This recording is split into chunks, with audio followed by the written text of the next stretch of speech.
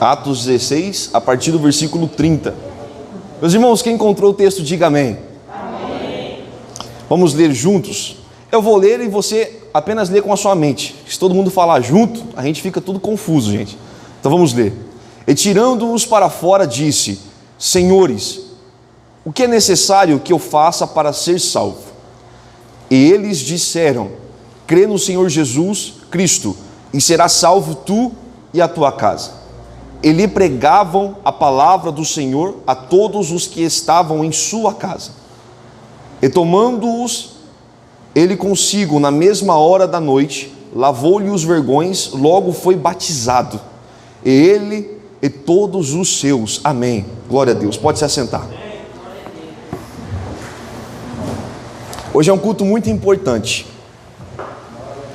Eu diria que é um culto que trata de um assunto que é fundamental. Quando nós falamos a respeito de família, estamos falando de um alicerce moral. Eu não digo nem do alicerce do Estado, eu estou dizendo de um alicerce moral. Todos nós que temos na nossa casa uma família que ajudou a construir o nosso caráter, automaticamente a nossa moralidade, o nosso crivo, do jeito que nós tratamos a vida, do jeito que nós nos portamos, é diferente. Então o culto da família, ele tem uma influência muito importante na nossa vida, porque é o culto em que tratamos desse assunto. Quando nós lemos esse texto sagrado, eu preciso voltar na história para poder explicar a história. A Bíblia Sagrada diz que houve um desentendimento entre Paulo e Barnabé. E quando eles se separam, para não ir sozinhos, ele chama alguém. Barnabé parte com Marcos e Paulo, ele vai partir com um homem que nós conhecemos como Silas.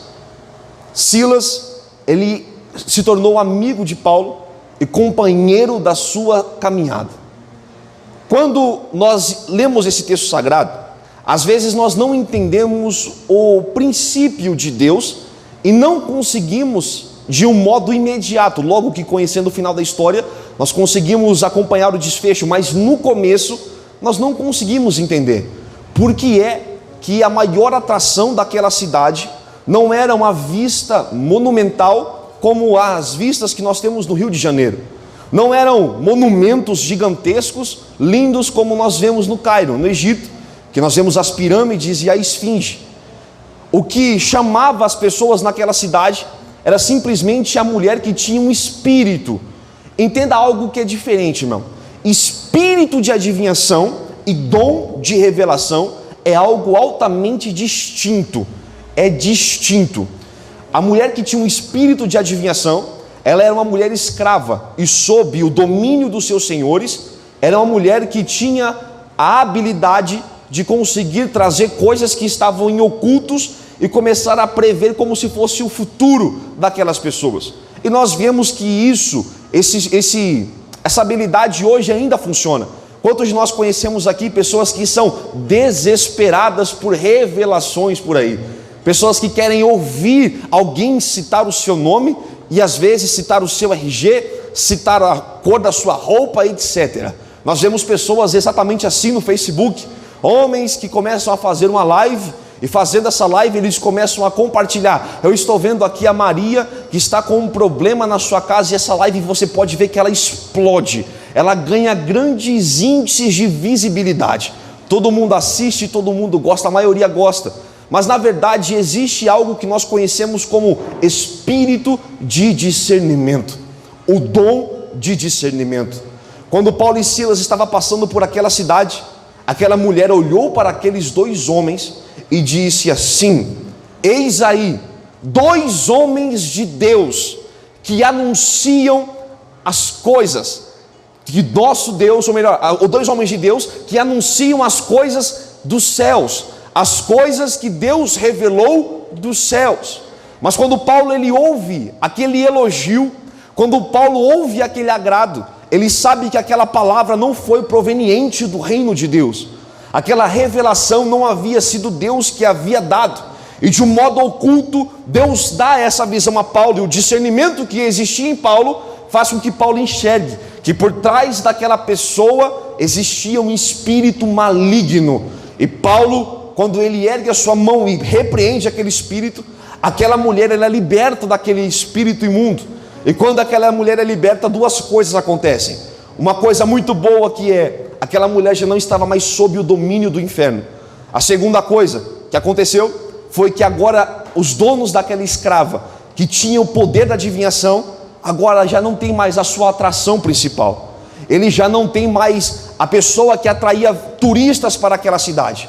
Então o seu poder aquisitivo, ele ia cair de um modo imediato. Eu imagino aqueles homens tomados por ira. Eu imagino aqueles homens chocados com o que havia acontecido. E a Bíblia Sagrada diz que quando aqueles homens observam o que tinha acontecido naquele lugar, de repente, a influência que eles tinham começou a dominar aquele lugar e soldados prenderam Paulo e Silas. E você não consegue enxergar de imediato porque é que fazendo bem, porque é que constituindo o reino de Deus no coração daquela moça que nunca ouviu falar do reino de Deus, vamos dizer assim, porque é que fazer o bem muitas vezes tem consequências negativas para a vida de quem fez o bem. Quantos de nós já tomamos uma atitude que na nossa visão era a atitude correta para se tomar naquele momento, e quando nós olhamos para o que fizemos e falamos, Deus, finalmente fiz algo bom, e as consequências do nosso ato, que foi benéfico ao reino de Deus, ele traz para a nossa vida consequências que são negativas. Aqueles homens expulsaram o demônio, aqueles homens libertaram a mulher, aqueles homens salvaram a vida através do dom do Espírito Santo de Deus, e a consequência negativa que eles têm são essas: ao invés de receber elogios e agrados, as suas mãos são tomadas por uma algema, seus pés são acorrentados, eles são levados e são julgados. E a Bíblia Sagrada diz que eles sofrem 39 chibatadas, e a Bíblia diz que essas chibatadas são dadas com varas. Eu não sei se você sabe do que eu estou dizendo. A vara que aqueles homens apanharam é uma vara fibrosa, era uma vara bem flexível e grossa, não era uma varinha que você apanhava quando você era menino e fazia uma besteira, e sua mãe ia na mangueira, pegava uma vara e castigava você. Eu estou falando de uma vara muito grossa, uma vara grande, e cada pancada que aquela vara dava, vergões se levantavam, e cada surra que aquele homem levava, era algo muito dolorido, e sem entender o que estava acontecendo, eles são colocados na prisão. Observe isso, e eu quero abrir parênteses nessa mensagem para liberar algo para a sua vida aqui essa noite. Às vezes você não está entendendo por que você está vindo na igreja, buscando pela melhora da sua família, buscando para que a sua família seja abençoada, a sua família seja salva, e infelizmente parece que todo passo que você dá para frente, você volta 15 para trás. Cada atitude que você toma para abençoar a sua família, parece que você avança um pouquinho, mas a retaliação do inferno que está vindo sobre você é algo muito grande, e às vezes parece que é insustentável. Mas eu venho aqui essa noite na condição de homem de Deus para liberar uma palavra profética para a sua vida. Você não está enxergando o que Deus está fazendo, mas você está sendo um instrumento de Deus para a sua casa, para a sua família. Você não está enxergando o que está acontecendo, mas Deus, ele trabalha com muito mais eficácia do que você vê. Deus enxerga o que você não enxerga. Deus escuta o que você não escuta. Deus está aonde você não está. E é por isso que você é uma ferramenta essencial para a libertação da sua casa. Parece que é difícil, parece que é agravante, mas Deus está dizendo: o fardo que está sobre você não é maior do que você pode carregar. Se está em você, é porque você aguenta. Se está em você, é porque você é capaz de ir até o fim. Se está em você, você não vai desistir. E todas as vezes que a força se esgotar, existe uma fonte que é inesgotável, que vai te sustentar para que você consiga chegar até o final. Você pode dizer amém por essa palavra?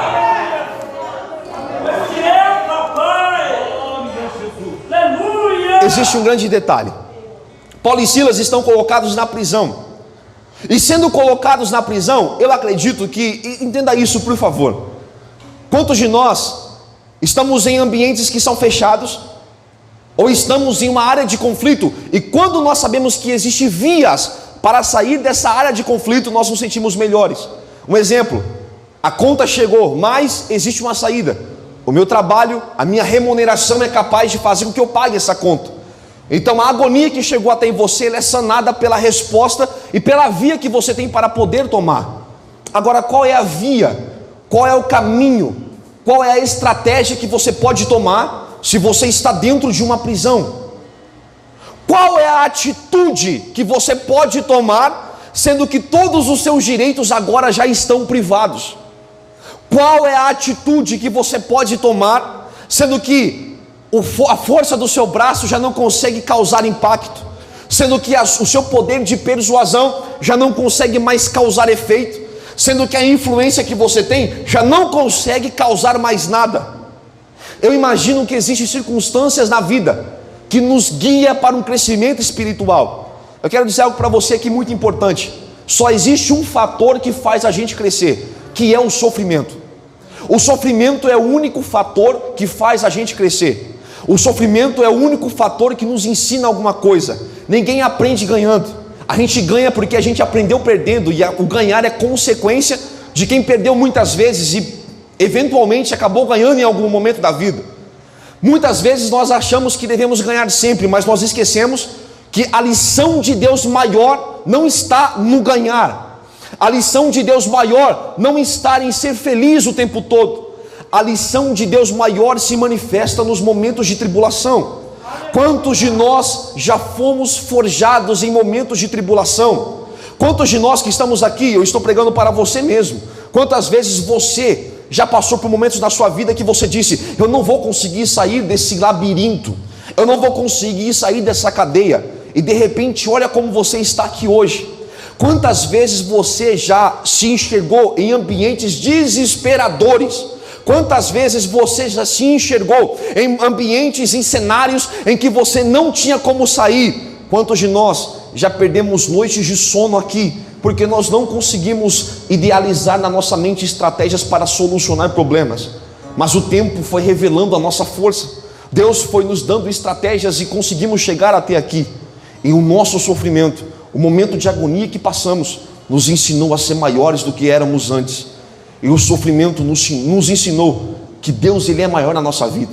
E quando faltar argumentos, quando faltar recursos, quando estiver tudo escasso, existe um Deus que não nos abandona.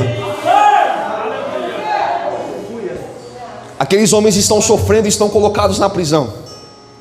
Mas o maior benefício para um cristão é saber o que vai acontecer após a sua morte. Muitos acreditam que o cristão, ou melhor, muitos acreditam que quando vão morrer, acabou a sua vida. O que ele está fazendo aqui é exatamente existindo e possivelmente não vai mais existir. Mas aquele homem sabia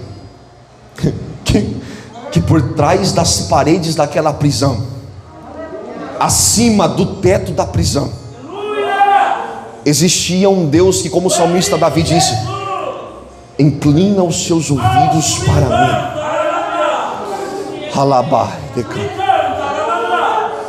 Acima daquela prisão existia um Deus que estava com os olhos atentos. Existia um Deus que nada fugia do seu golpe de vista. Se Davi estava no palácio, Deus estava olhando. Mas se Paulo e Silas estavam na prisão, Deus também estava olhando. Porque filho de Deus não perde a sua identidade no ambiente que está. Se está no palácio é filho, se está no calabouço é filho. E todos aqueles que pedindo, crendo, vão receber a resposta de Deus para a nossa vida. Sabe o que é mais chocante, gente? A Bíblia fala que um cantava e outro orava.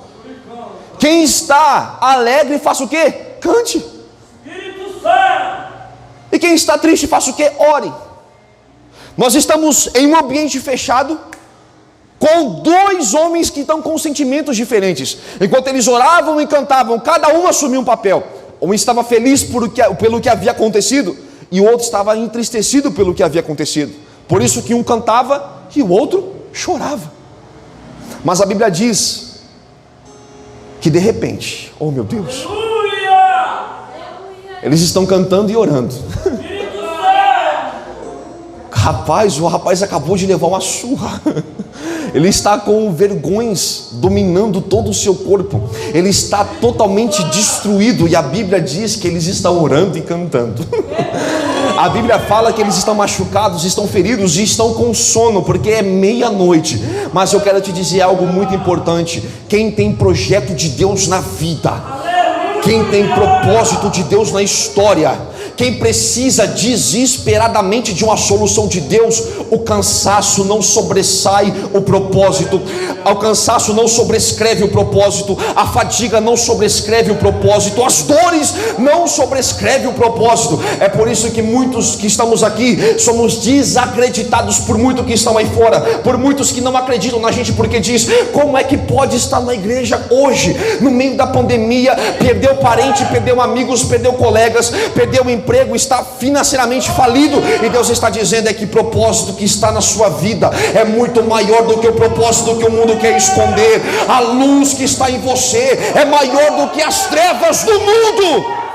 Aleluia!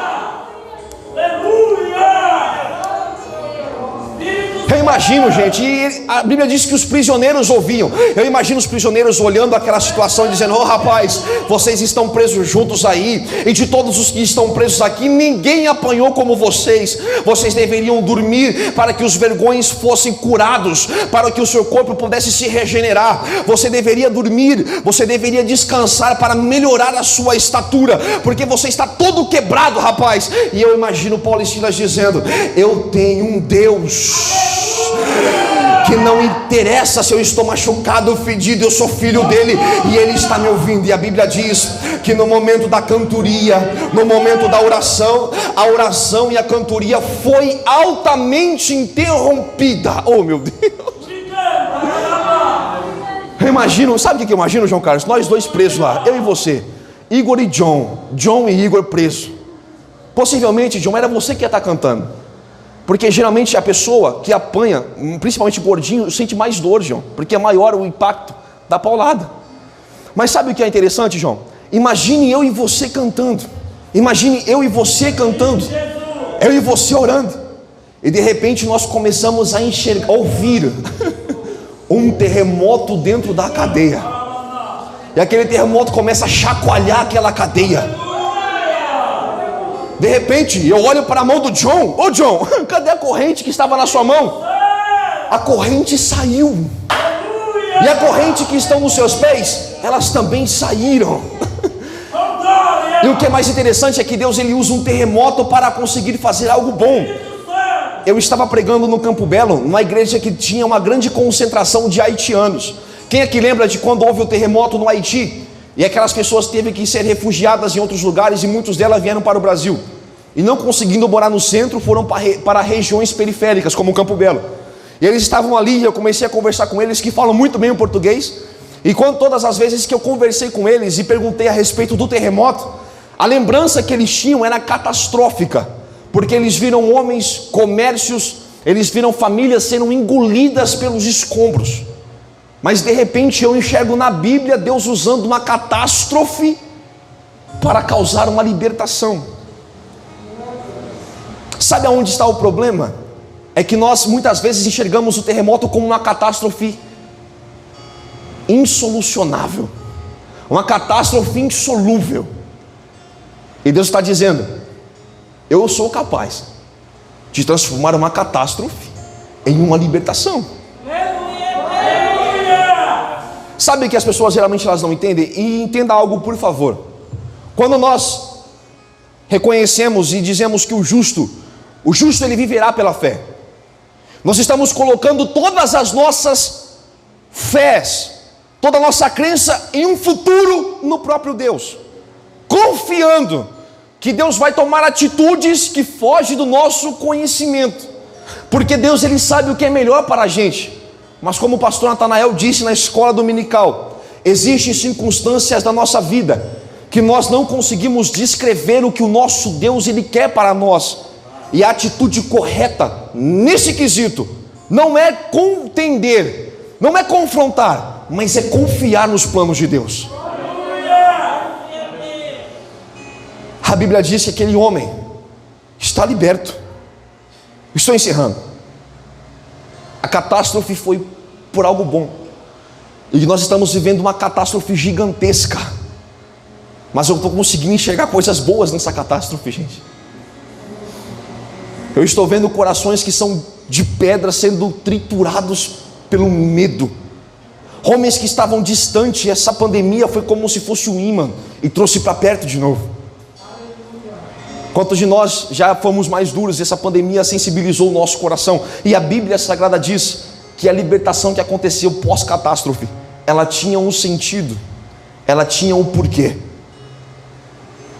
Aleluia. A Bíblia fala que agora, quando todos fugiram, existiam alguns que não fugiram ainda. E quando aqueles homens sabiam que existia os prisioneiros de periculosidade máxima, porque eles eram odiados naquela cidade, a Bíblia diz que quando ele ia matar-se a si mesmo, ele ia enfiar uma espada na sua barriga, ou pular em cima de uma espada, porque é assim que funciona. Quando a pessoa não tinha coragem de introduzir a espada, ele pegava a espada, colocava e pulava de bruço, e a espada entrava e ele morria, porque ele sabia que o castigo do seu país por deixar os prisioneiros serem libertos seria muito pior. E a Bíblia diz que quando ele ia fazer isso, uma voz saiu do meio da poeira e disse: não faça isso, não faça isso. Nós não fugimos, nós estamos aqui. E aqueles homens ainda atônitos, olhando para o que tinha acontecido, aquele carcereiro olhando para o que tinha acontecido, ele falou assim: eu entendi que o que aconteceu aqui foi uma libertação divina, e eu preciso saber como eu faço para ser salvo. E Paulo diz: você precisa crer em Deus, e não só você, mas a sua casa será salva também. Mas tem um problema aqui, porque Paulo está convidando aquele homem para ser o pioneiro da salvação da sua família. E ser o pioneiro em todas as áreas geralmente causa confusão e muitas dores. Ser o primeiro a desbravar um caminho. Eu estou dizendo para você com propriedade, eu sou de Mato Grosso do Sul, Mundo Novo. E dependendo do lugar que você for, você tem que cortar o capim no facão, gente. E cortar o capim no facão geralmente é o primeiro que vai. E no final da viagem, ele precisa passar álcool no corpo, porque ele está todo cortado pelo capim. Todas as vezes que nós somos o pioneiro em alguma coisa e vamos quebrar uma barreira, inclusive para a salvação da nossa família, nós estamos indo de encontro de cabeça e sem capacete em um muro de concreto. Na primeira pancada, automaticamente, possivelmente não vamos quebrar, vamos nos machucar, mas nós vamos abrir pelo menos uma trinca. Na segunda pancada, uma trinca. Na terceira pancada, uma trinca, até que a gente abra o caminho para as pessoas poderem vir. E a pergunta que eu faço aos senhores aqui, já sabendo a resposta, é o seguinte: eu sei que muitos dos senhores e senhoras que estão aqui são representantes legais de pessoas da sua família que ainda não foram salvas, ainda não estão salvas. E o convite que eu estou fazendo aos senhores e senhoras aqui é: você tenha coragem de ser o pioneiro na sua família. Você tem coragem de pegar o facão e desbravar o mato, correr e bater a cabeça em uma parede para abrir uma porta para que as pessoas da sua família possam entrar por essa porta e possam trilhar pela trilha que você ergueu e você constituiu? Ser o pioneiro aqui não é fácil. Ser o pioneiro aqui é a atitude mais difícil, mas é a mais gratificante, porque todas as vezes que você olhar aquela pessoa que não acreditava acreditando, aquela pessoa que não cria crendo na presença de Deus, você vai dizer: eu estou ferido, estou com sequelas, mas o caminho que eu abri foi utilizado e a minha família está salva. Olhe para cá, por gentileza. Ser o pioneiro muitas das vezes dói, machuca, fere, mas é melhor sair machucado do que ver a nossa família indo para o inferno. É muito difícil ser estigmatizado dentro de casa como um único cristão. Eu sei do que eu estou dizendo. Você sozinho na sua casa como um único cristão, como a única cristã, e você está lá matutando. E eu estou aqui para poder te dizer: da mesma forma que Deus visitou uma cadeia cheia de homens ruins por causa de Paulo e Silas, Deus tem poder para visitar a sua causa por culpa sua, por sua responsabilidade. Eu quero convidar a você a ficar de pé, por gentileza.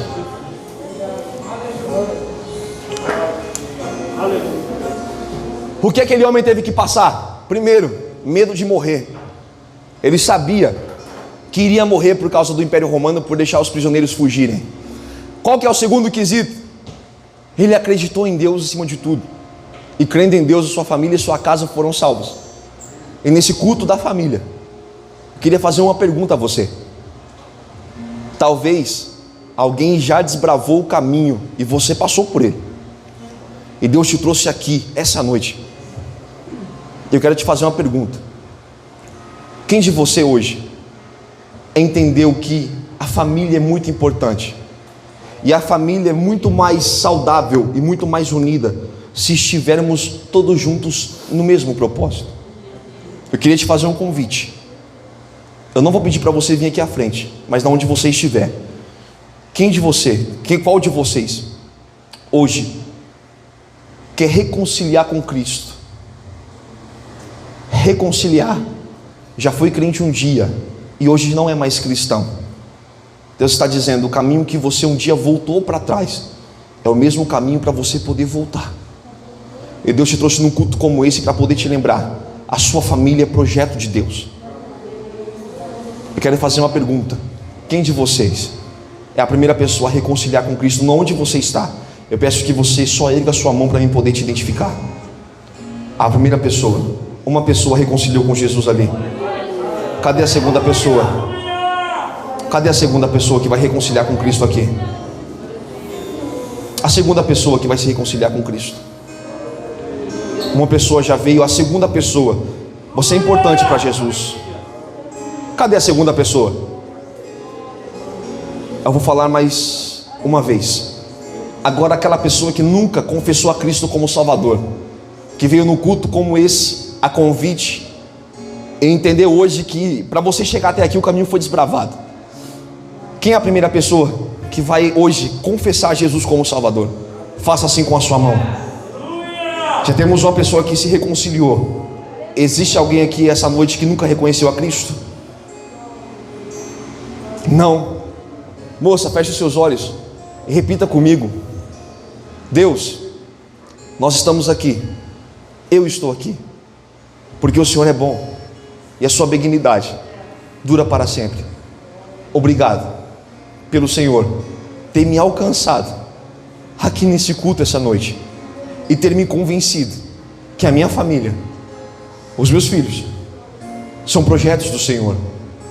Eu preciso do Senhor na minha vida. Reescreva o meu nome no livro da vida. E se um dia eu te decepcionei com as minhas atitudes, que o Senhor pegue todas as minhas transgressões e jogue no mar do esquecimento. E a partir de hoje vamos andar juntos, de mãos dadas, até a eternidade até o Senhor voltar. E quando a trombeta tocar, o meu nome estará escrito, e eu vou subir e encontrar o Senhor nas alturas, sobre as nuvens do céu. Diga amém.